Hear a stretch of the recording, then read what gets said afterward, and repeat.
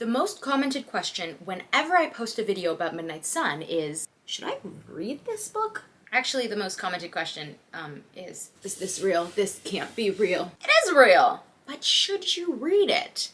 Let's discuss. Hi, I'm Michaela. I make fandom content, and I have no life.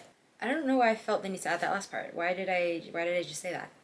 In case you're not familiar with Midnight Sun, here's a little highlight reel of the unhinged insanity of it all. Right, I'm gonna lose the side mirrors. How will you safely merge without side mirrors? Emmett, Jasper, stick your heads out the windows and I'll read your minds for a view. Meteorite smashes through the roof of Bella's house and crushes her in.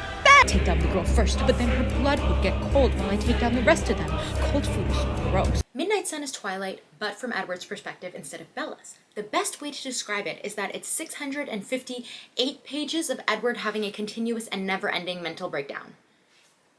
If you were a Twilight fan in 2008, my condolences. You might have already read some of it. In August of 2008, the unfinished manuscript of Midnight Sun was leaked online, and Stephenie Meyer ended up posting a draft on her website saying if she was to continue the book in her current frame of mind, quote, James would probably win and all the Cullens would die. She did go back and complete the book, and it was released in August of 2020. There are 3 things I want to make abundantly clear. Midnight Sun is not a good book. Midnight Sun is the best book in the Twilight series. If you are a Twilight fan, you will likely enjoy Midnight Sun. And here's why. Firstly, the criticisms of Midnight Sun are all correct.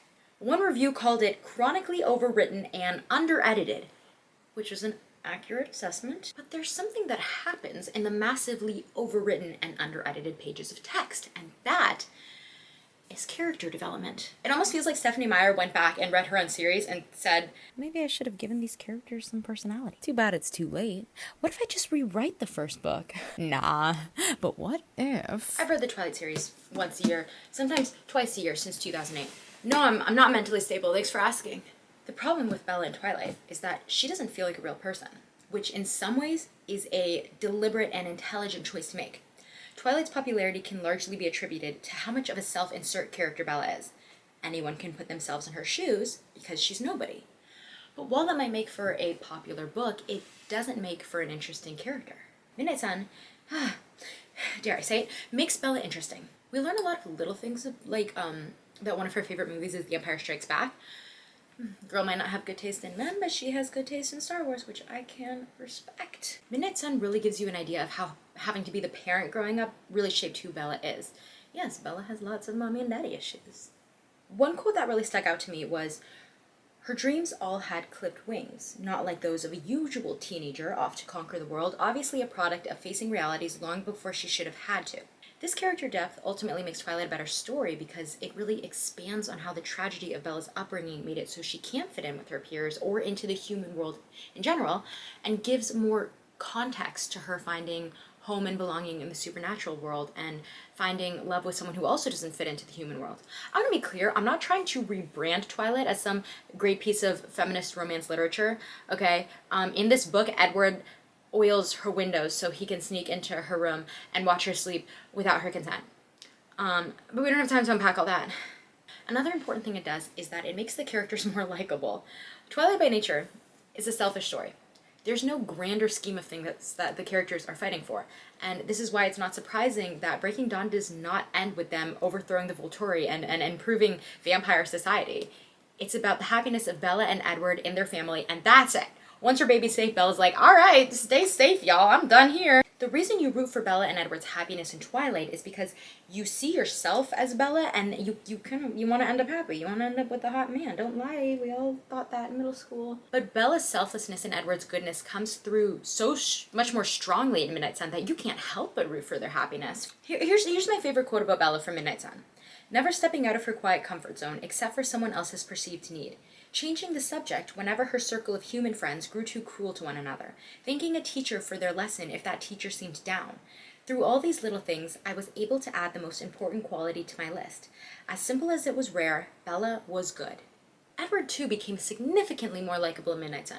I never found Edward to be likable in Twilight. Pretty much all he is going for him is that he does not want to eat people. That is the major selling point to convince us of his goodness. He does not want to eat and kill people. Which I know you're going to say, Michaela, that's It's a pretty big selling point considering he's a vampire. And I get that. But if you're gonna make me like a character, I'm gonna need more than he tries really hard not to eat people. Midnight Sun gave us lots of Edward caring about other people outside of Bella and his family. One prominent example is that after Port Angeles, Edward goes straight to Carlisle and asks him to help turn in the perpetrators to the police because even though Bella's safe, he doesn't want other women to get hurt. And I know what you're thinking, bare minimum, Michaela. And yeah, yes. But considering it's a bare minimum we never saw in Twilight, I'd say it's an improvement. Midnight Sun also includes a scene where the Cullens intentionally cause a highway pileup with multiple injuries on their way to save Bella, which includes a scene where Carlisle drugs an innocent woman and leaves her body on the highway. So they're still not the poster child for morals. Well, that brings me to my next point. Midnight Sun is fun to read. It's exhausting, but it's fun. And to prove it, we're going to listen to one of the scenes from Midnight Sun on Books on Spotify because sometimes a scene is so unhinged, you need an immersive listening experience to really fully grasp it. So thank you to Spotify for partnering with me on this video. If you had told me there was a 10-page car chase scene in Midnight Sun before I read it, Jazz, I'm gonna lose the side mirrors, I growled. Give me a view. They both twisted in their seats to stare at the road to the left, right, and behind. The view in their minds gave me a much better range than the mirrors anyway. Sorry, some of these passages just hit differently when you listen to it out loud. This is one of these audiobooks that are really going to bring entertainment to like a long car ride. If there was one reason and one reason only to read this book, it would be Edward using Emmett and Jasper as car side mirrors. Oh my gosh. Emmett flipped the gaudy STI into the oncoming traffic. Car after car slammed on the brakes and then slammed into the car in front of them anyway. Airbags popped loudly from the dashboards. Alice saw injuries, but no fatalities. The police already racing after. No fatalities. That makes it so much better, Alice.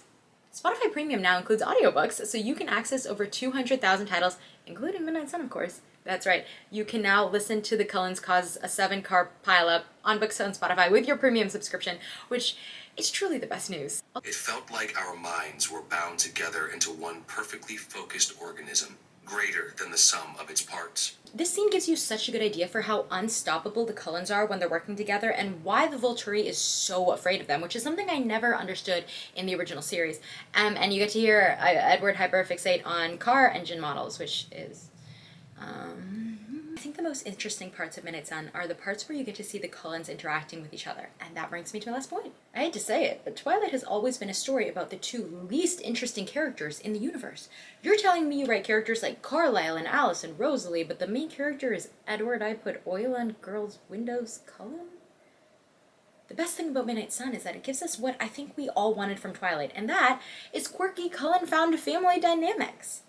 If you wanted more of Carlisle being the biggest dad, you've got it. If you wanted to see Emmett being the best and most chaotic older brother, we have it. There's so much quality Alice content, so much Rosalie depth and backstory. My favorite parts of Midnight Sun are when we get to dive into Edward's memories and see how Carlisle became a dad to him, or see how Rosalie and Edward came to love each other as siblings. I could read an entire book of just the Cullens being a weird vampire family. And while Midnight Sun is not an entire book of that, it's the closest we're gonna get. In summary, if you've never read Twilight, is Midnight Sun the book for you? Probably not, but you can give it a try. If you're a Twilight fan, will you enjoy Midnight Sun? I can't guarantee you won't want to shut the book and throw it down the garbage disposal when Edward is going on a 4-page tangent about the local wildlife or the anatomy of a German car, but I stand by my statement that is the best of the Twilight books. Midnight Sun works because it's not just a retelling of the exact same story of Twilight, it's a parallel story to Twilight that sort of compensates for where Twilight was lacking in story and character. It kind of does for Twilight what the Clone Wars does for the Star Wars prequels. But that's a video for another day. Thanks so much for watching. If you liked that, please like and subscribe to join our little fandom family here. I make videos at a snail's pace, but I have more videos and I make a lot of shorts coming soon. If you have read Midnight Sun, let me know what you think. If you haven't and are going to try it out, let me know what you think. My condolences if you do.